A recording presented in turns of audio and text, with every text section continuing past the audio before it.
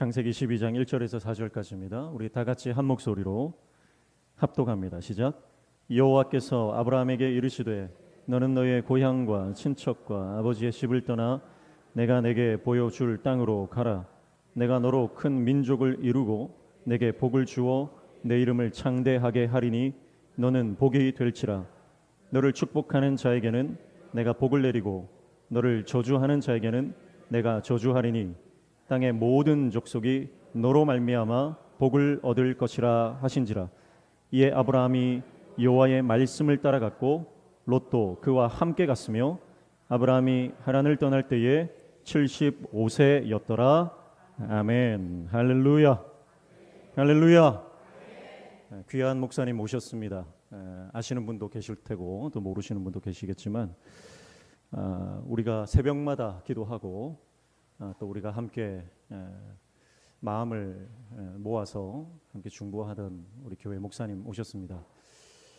기대되시죠? 네, 하나님께서 우리 목사님 통해서 귀한 말씀 주시고 또 우리 영이 통하는 놀라운 역사가 일어나기를 하나님께서 우리에게 허락해 주실 줄로 믿습니다. 목사님 나오실 때 축복의 박수로 환영하겠습니다.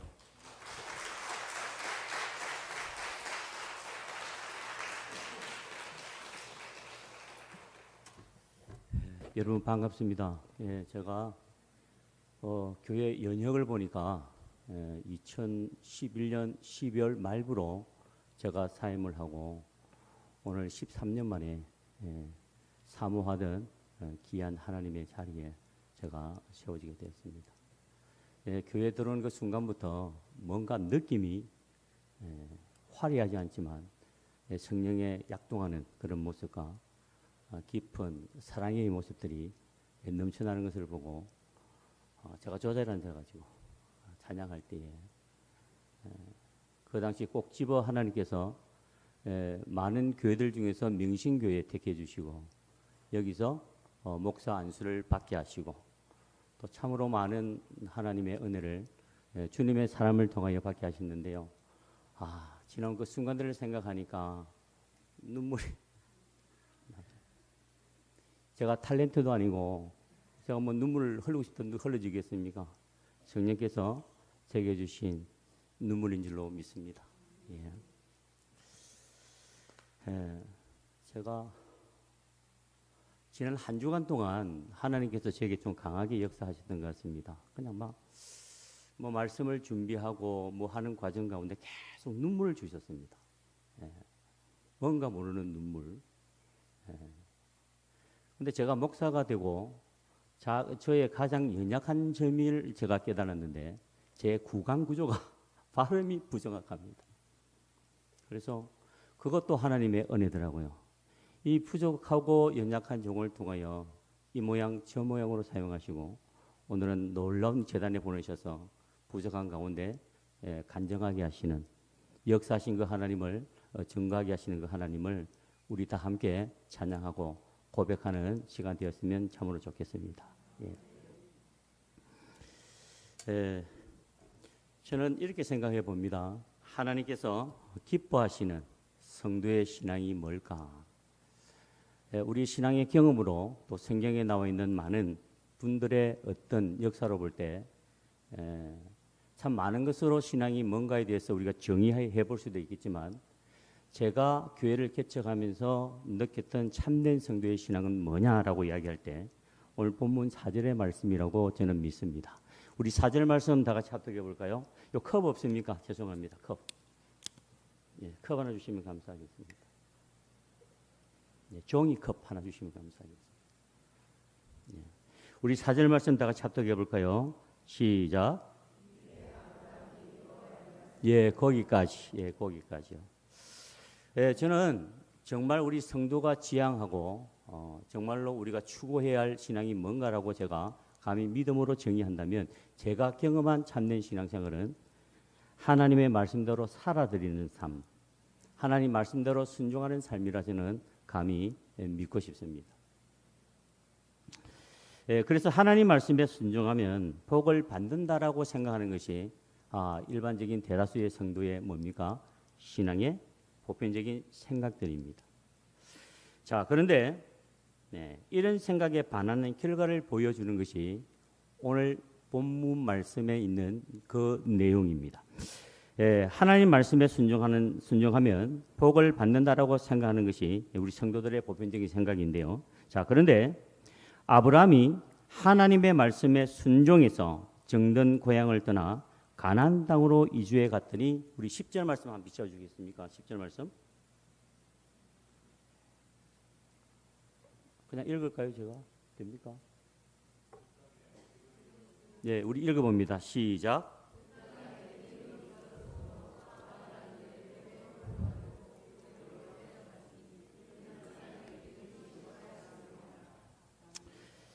아브라함이 하나님 말씀에 순종해서 정든 고향 갈대아 우르를 떠나서 가나안 땅으로 이주해 갔더니 10절에 보니까 그 땅에 기근이 들었다 이렇게 말씀합니다.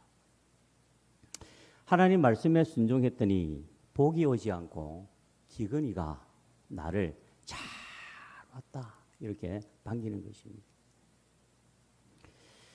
사도행전 7장에 보면 서대반 집사님의 아브라함 편의 한 편의 설교를 보면 이런 말씀이 있습니다. 하나님께서는 아브라함에게 발붙일 만한 땅도 유업으로 주시지 않았다. 내가 지시한 가나안 땅으로 가라 말씀해서 아브라함이 순종함으로 가나안 땅에 갔더니 아브라함이 발붙일 만한 땅의 유업도 한 평의 땅도 그에게 주시지 아니했다라고 성경은 말씀합니다. 그래서 아브라함은요, 자기 땅 한 평 없이 빈들의 텐트 생활을 하다가 그렇게 천국 가신 분이라 우리가 할 수가 있습니다. 사랑하는 아내 사라가 죽었을 때도 장사 지낼 땅이 없어가지고 해족속 에그론에게 땅을 사서 장사를 지낸 사람이 아브라함입니다. 또 하나님 말씀을 따라 가다가 낭패를 당한 이스라엘 민족에 관한 이야기가 출애굽기 17장 1절에 보면 이렇게 소개하는데요. 거기 보면 이스라엘 자손에 온 회중이 여호와의 명령대로 쉰 광야에서 떠나 노정대로 행하여 르비딤의 장막을 쳤으나 백성이 마실 물이 없는지라. 하나님의 말씀을 쫓아 순종함으로 거처를 옮겼는데 그곳에 백성들의 마실 물이 없더라 이렇게 말씀합니다. 또 사도행전 23장에 보면요, 이 사도 바울이 사내들인 공의회에서 복음 때문에 신변의 위협을 느끼고 자기 자신을 변론합니다. 살기 위해서. 자, 11절에 보면 그날 밤에 주님께서 사도 바울을 찾아오셔서 이렇게 말씀합니다. 바울아, 담대하라. 너를 능히 행할 자가 없을 것이다. 내가 예루살렘에서 복음을 전한 것 같이 로마에서도 정언하여야 하리라. 지금처럼 계속 복음의 열정으로 파이팅팅 해라 이렇게 말씀하십니다. 자, 그런데 그 12절에 보면 반전이 일어납니다. 날이 새매 유대인들이 당을 지어 맹세하되 바울을 죽이기 전에는 먹지도 마시지도 않겠다고 동맹한 자의 수가 40이나 바울을 죽이기 위해서 칼을 갈고 있더라 이렇게 이야기를 합니다.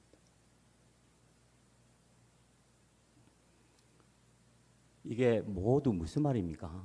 여러분, 성경은 분명히 말씀합니다. 우리가 주님의 길을 가더라도 기근이가 올 수 있다라고 분명 말씀합니다.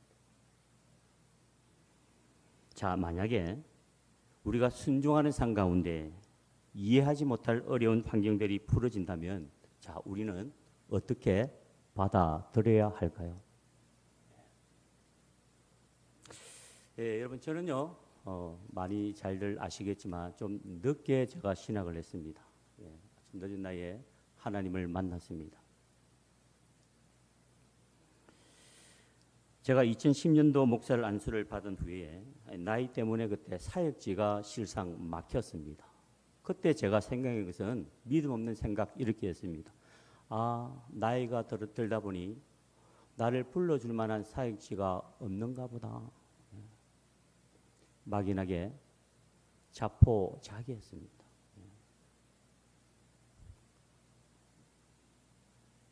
하나님은 주신 은사와 부르시면 후회하심이 없는 분이라고 말씀했는데 하나님께서 나에 대한 약속을 잊어버리셨나? 죄책감이 들기도 하고요. 무력감이 들기도 하고 신앙을 했던 내 생애가 후에 막심하게 됐습니다. 자, 그래서 2012년 1월 신년입니다. 제가 기도처를 무조건 들어갔습니다. 그 기도처가 남원에 있는데요. 남원에 있는 기도처에 그냥 아무 생각 없이 들어갔습니다. 2012년 1월 1일부터 9월 말까지 기도만 전념했습니다. 어떤 기도 제목이 있었던 것도 아니고 하나님께 무엇을 얻기 위해서 기도한 것도 아니고 딱 한 가지 기도 제목을 삼고 기도했습니다. 하나님, 저를 부르셨는데 부르신 제 소명이 무엇입니까? 그것 하나 가지고 하나님께 죽도록 매달렸습니다. 자, 그런데 정확하게 9개월이 지나고 난 연후에 하나님께서 응답하여 주셨는데요. 하나님께서 성령의 영광스러운 은사 중에서 제게 믿음의 은사를 선물로 주셨습니다. 어떤 일이든 어떤 상황에서든 하나님께서 나와 함께 하신다는 그 믿음입니다. 믿음의 주여, 또 우리를 온전케 하시는 그 하나님, 여러분 할 수만 있다면 하나님 앞에 믿음을 구하시기를 축복합니다. 예.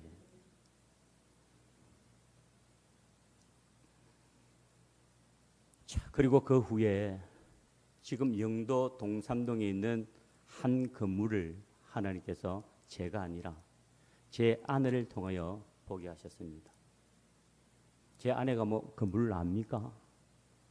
가서 봐라 이랬더니 막 믿음으로 본 건물이 지금 거기입니다. 저는 가보도 안 하고 그냥 계약하자라고 이야기했습니다. 남원에서 그때 새벽 2시에 도착해서 그 다음 날을 자고 한밤 지내고 그냥 무작정 200만 원 들고 계약을 해버렸습니다. 그 건물을. 돈 없습니다. 아무 돈도 없습니다. 믿음을 선물로 주시니까 능치 못함이 없을 것 같았습니다.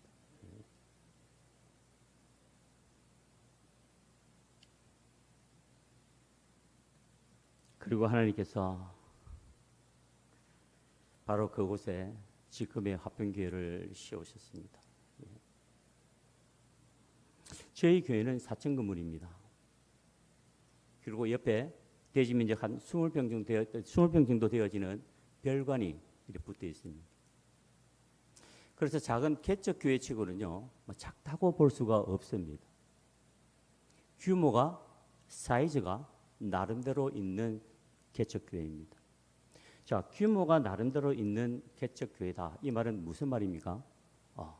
건물 매입부터 시작해서 대수선, 교회 시설로 만들기 위해서 대수선 리모델링을 하기 위해서는 막대한 물질이 필요하다 이 말입니다.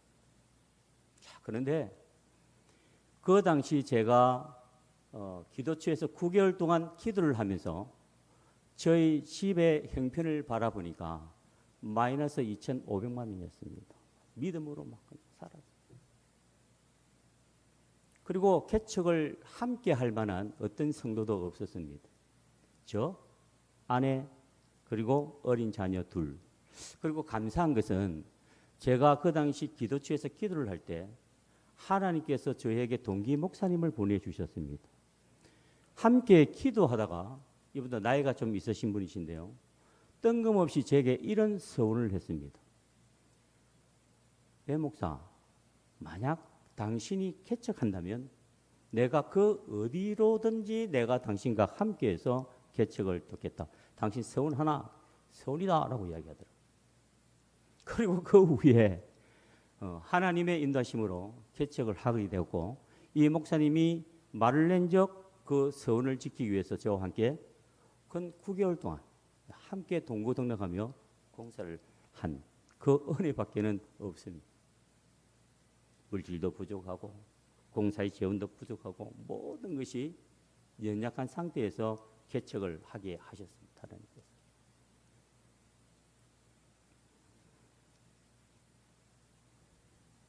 교회를 채우라고 하나님은 말씀하시고 저는 순종하면서요. 지금 생각해보면 너무 힘들고 감당하기 어렵고 이해하기 힘든 일들이 너무나 많았습니다. 이건 아니지 않느냐. 하나님께서 말씀하시고 여호와 이래도 없는 것 같고 도대체 이거 어떻게 하라는 것인지 돌아서면 기근이고 저쪽을 쳐다봐도 기근이고 삶이 풀어지는 정향이 보이지 않는 겁니다. 너무 힘들 때요. 요나가 생각났습니다. 요나가. 다시스로 도망을 가고 싶었습니다. 그냥 모든 던져버리고 다시 세상으로 가버릴까.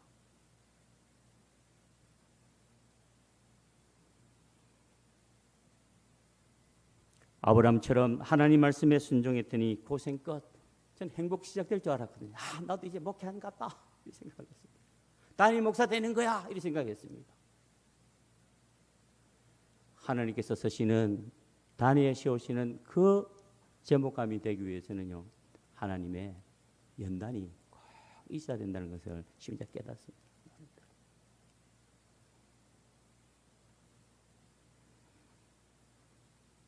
전도서 7장 8절에 보면 이런 말씀이 있죠. 일의 시작보다 끝이 낫다. 그 세상은 뭐라고 이야기합니까? 시작이 반이다. 그렇게 이야기합니다. 시작했으면 됐다. 그렇게 이야기합니다. 뭐 끝까지 가려고 그러노? 그렇게 이야기를 합니다. 세상은.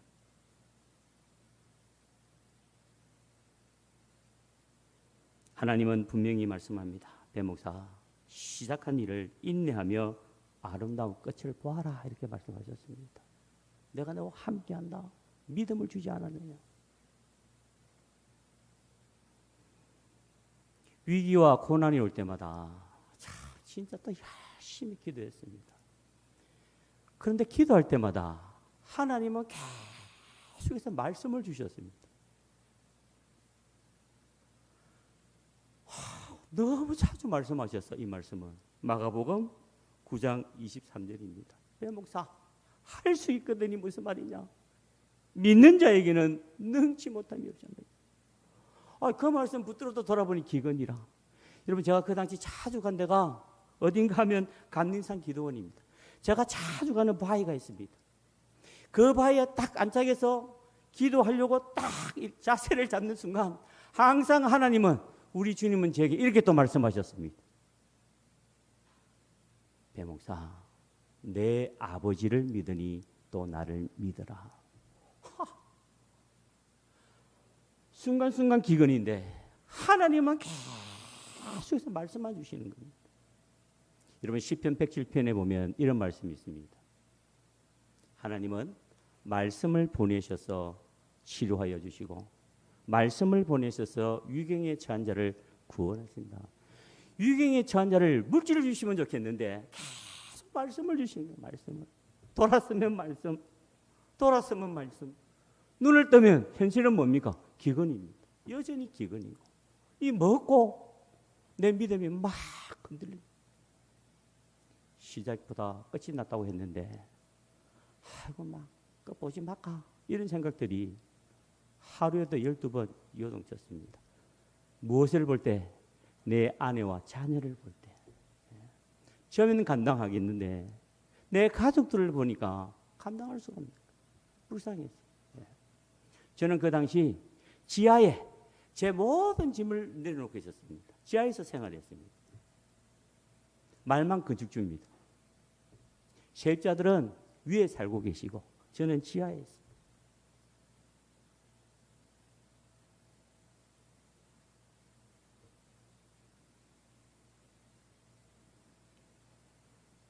눈을 감고 기도하면 말씀을 주시고 눈을 뜨면 힘든 현실이고 진짜 이렇게 생각했습니다.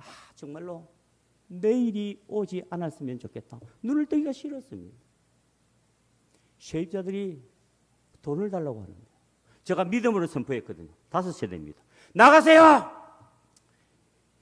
사는 기간이 남은 분들 하나님이 못 내준 성질을 제가 세웁니다. 죄송합니다. 제가 이사 비용까지 다 들을 테니 나가세요라고 선포해버렸습니다. 무슨 깡으로 했는지 믿음의 은사를 주셨잖아요. 그 깡아리로 1억 3천만 원입니다. 그걸 준비를 해야 됩니다. 모두 세입자들의 전세 자금을 딱 계산해 1억 3천입니다. 그걸 15일 만에 해결해야 됩니다. 여러분 눈을 뜨기 싫다는 이야기 이해되십니까?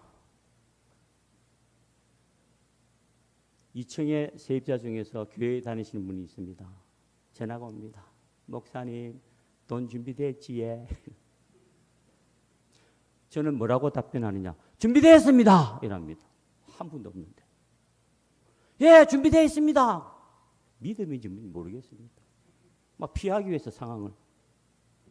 그러니까 하루하루가 지옥이었습니다. 하루하루가 기근이었습니다. 하나님 살아계시면 이렇게 뭐한다? 눈을 감고 기도합니다. 또 기도하면 또 말씀을 주십니다. 할 수 있거든요. 무슨 말이냐? 믿는 자에게는 능치 못해.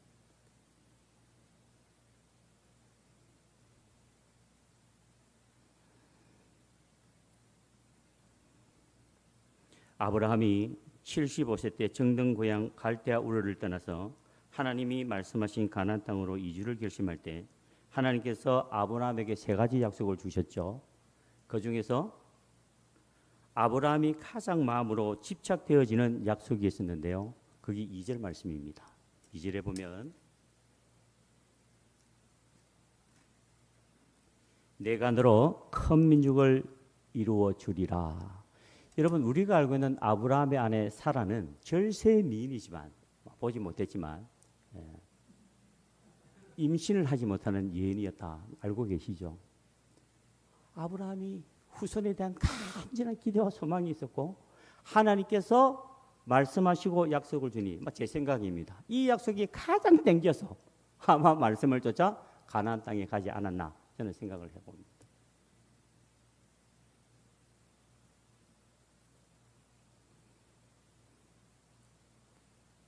그런데 사라를 통해서 이삭을 허락하시죠. 언제 허락하셨습니까?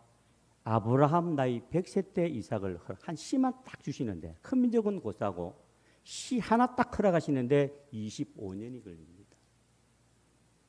25년 동안 한 씨를 기다리는 아브라함에게 씨를 주신 것이 아니고 뭘 주십니까? 그에게 계속 말씀을 주십니다. 창세기 15장에 보면 아브라함아 하늘의 무별을 봐라. 봤나? 예, 봤습니다. 이 별만큼 내 후손이 창대하리라. 아멘. 창세기 17장에 보면 할례를 마친 연후에 또 아브라함에게 약속하시죠. 내가 너로 심히 번성하게 하리라. 그 말을 듣고 아브라함이 혹시나 싶어서 뭘 쳐다봤겠습니까? 사라의 배를 쳐다봤겠죠. 배는 여전히 제가 그랬습니다. 말씀하시고 현실을 보니 기근이고 말씀하시고 돌아보니 기근이고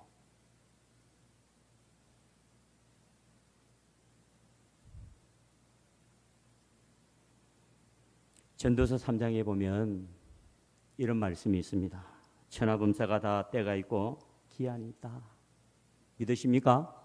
그 기한과 때를 누가 주장하십니까? 하나님이 주장하십니다.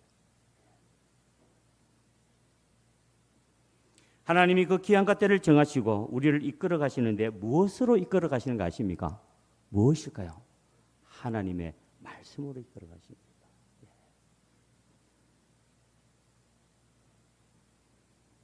하나님의 말씀으로 우리를 이끌어 가시면서 때를 따라 좋은 것 14가지와 안 좋은 것 14가지를 병행하여 주십니다.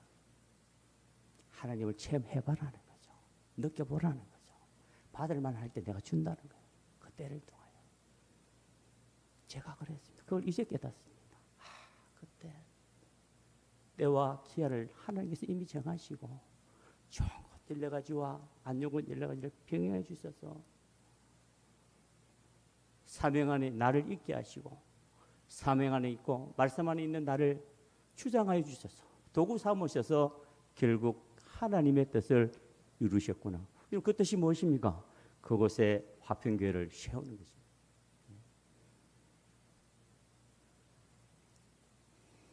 그래서 세워진 교회가 어딜까요? 어딜까요? 화평교회입니다. 아름다운 화평교회입니다. 어떤 사람은 화평교회 세워짐을 보고 이렇게 말씀하시는 분들이 있습니다. 배 목사, 근데 그 사람 잘한다. 사고 팔고 부수고 싶고 한때 건축했던 사람 아이가 그렇게 이야기합니다.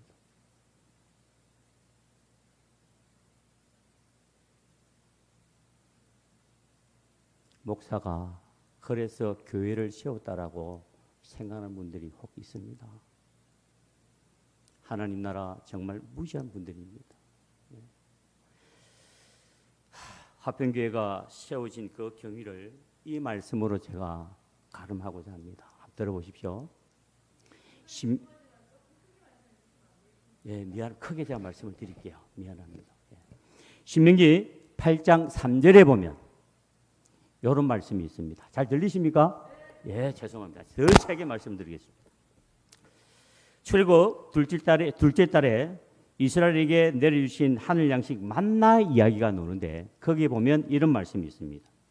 너를 낮추시며 너를 줄이게 하시며 또 너도 알지 못하며 내 조상들도 알지 못하던 만나를 내게 먹이신 것은 사람이 떡으로만 사는 것이 아니요 여호와의 입으로 나오는 모든 말씀으로 사는 줄을 내가 알게 하려 하심이니라. 만나 아시죠? 만나 뜻이 뭔가 혹 아십니까? 경상도 말씀으로 제가 해석해 드리면 이게 먹고 이겁니다. 이게 먹고 이게 만납니다. 표준말은 뭘까요? 이게 뭐예요? 뭐 이겁니까? 뭐 그런 것 좀 되겠습니다. 예.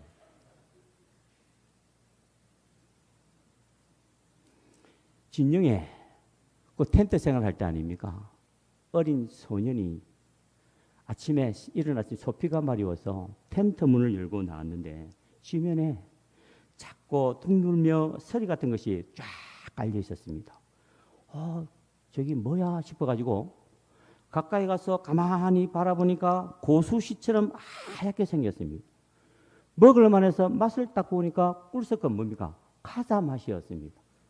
소년이 너무 신기해서 이 먹는 것을 가지고 엄마한테 갔습니다. 엄마, 이게 뭡니까? 물었습니다. 엄마가 처음 보는 것이거든요. 몰라. 내보다 조금 더 아는 아버지에게 물어봐라. 그랬습니다. 애가 쪼르르 아버지한테 물었습니다. 아버지, 이게 뭡니까? 몰라. 처음 보네. 내보다 인생을 더 살한 할머니한테 물어봐라. 그랬습니다. 할머니한테 쪼르르 갔습니다. 모르겠다. 이거 할아버지한테 물어봐라. 그랬습니다. 근데 할아버지한테 갔더니 내 검은 머리 팥뿌리 되도록 살도록 이런 거 처음 본다야. 이거 됐습니다. 만나를 아는 이가 없는 겁니다. 그 출처에 대해서. 성경은 뭐라고 말합니까? 너도 알지 못하며 내 조상들도 알지 못하던 뭐요? 만나. 아무도 만나의 출처에 대해서 그날 아는 사람이 없는 것입니다. 왜 아는 사람이 없을까요?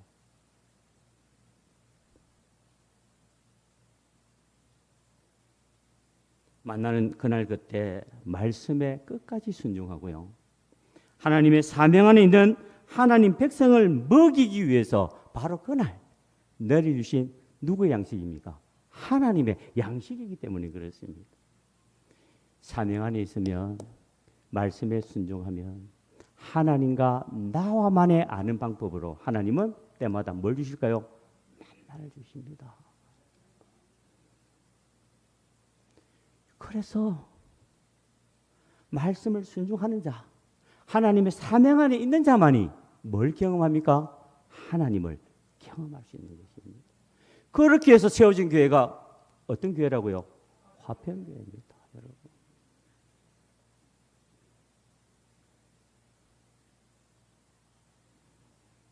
자, 그렇다면 우리가 지향하고 추구해야 될 명확한 신앙생활이 뭐겠습니까, 여러분?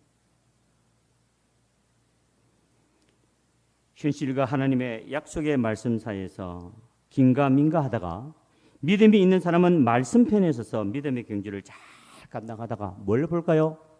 하나님 약속의 말씀이 성취되는 것을 꼭 봅니다. 그런 분들은. 그런데 그렇지 못한 사람은 현실을 보고 환경과 실험하다가 포기합니다. 그래서 살아생전에 하나님의 말씀이 실상이 되는 것을 한 번도 경험하지 못하게 됩니다. 그런 분들은 제가 지금 이 간증을 해도 무슨 말인가 이해가 불가합니다. 여러분 옛날에 샘표 간장 여러분 아십니까? 맛을 보면 맛을 나는 샘표. 맛을 보면 맛을 본 분들은요 이 간증이 이해가 되어지는 것입니다.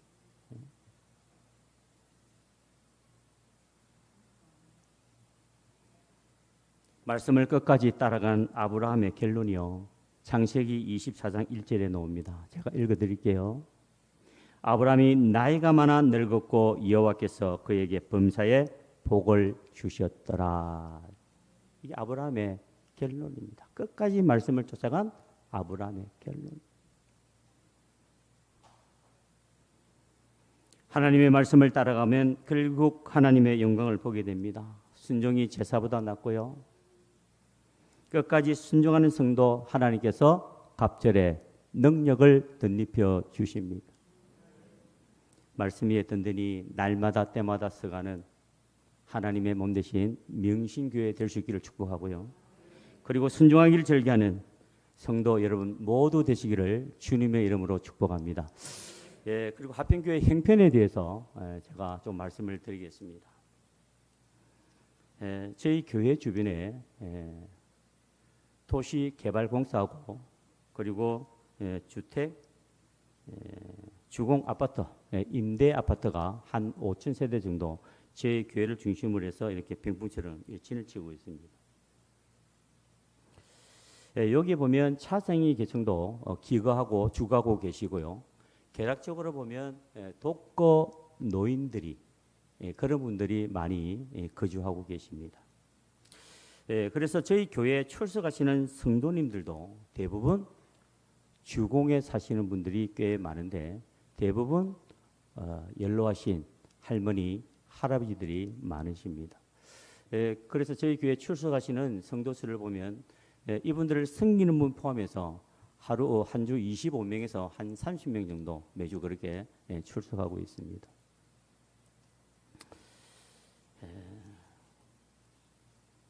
자, 그런데 참 놀라운 것은요.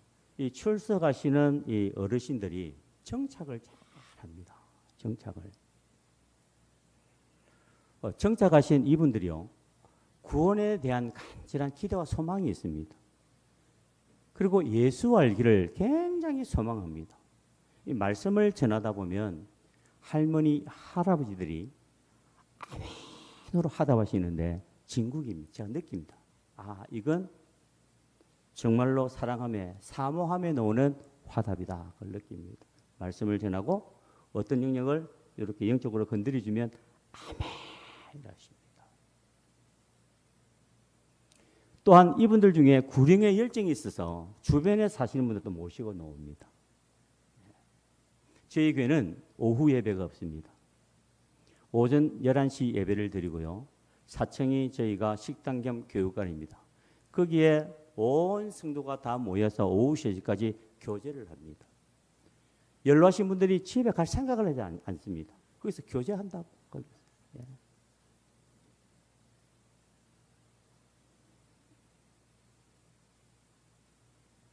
화평교회는 임대 아파트에 거주하시는 분들을 전도하고 세우는 그 섬기는 사역을 지금도 잘 감당하고 있습니다.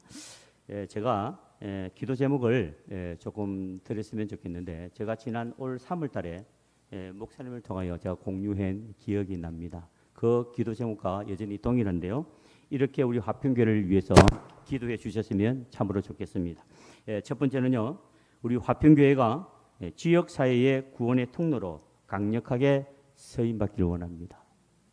두 번째는 교회 출석하시는 분 특히 연로하신 분들이 잘 정착할 수 있도록 그렇게 기도해 주셨으면 좋겠습니다. 세 번째는요.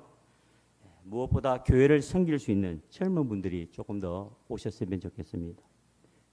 지역 전도하고 그리고 이분들을 섬기고 차량 운행하고 주방 봉사자들이 지금보다 더 많이 필요합니다. 그리고 특별히 저를 위해서 기도를 부탁드립니다. 이렇게 기도했으면 좋겠습니다. 배 목사가 하나님을 더욱 경외하는 선한 목사가 되도록 해 주십시오. 이렇게 네 가지 기도 제목으로 중보해 주셨으면 참으로 좋겠습니다. 저도 저희 화평교회도 명신교회를 위해서 마음을 모아 그렇게 뜨겁게 중보하도록 하겠습니다. 감사합니다. 잠시 기도합니다. 하나님 아버지, 연약한 종을 이 모양 저 모양으로 사용하여 주시고 오늘도 하나님의 아름다운 제단에 불러주셔서 하나님을 증거하게 하시니 감사합니다. 이 귀한 말씀이 명신교회와 또 말씀을 사랑하는 성도의 신비에 새겨져서 하나님의 말씀대로 살아드리는 그 능력의 교회와 성도가 될 수 있도록 하나님 역사하시고 축복하여 주옵소서. 함께하여 주실 줄 믿사오며 우리 주 예수 그리스도 이름으로 기도하옵나이다. 아멘. 제가 복을 빌겠습니다. 지금은 우리 주 예수 그리스도의 은혜와 하나님의 크신 사랑하심과 성령님의 위로부터의 교통 역사 충만케 하심이 하나님 말씀에 순종하며 살기를 결단하는 모든 성도님들의 머리 위에 지금부터 영원토록 함께 하옵시기를 간절히 축원하옵나이다.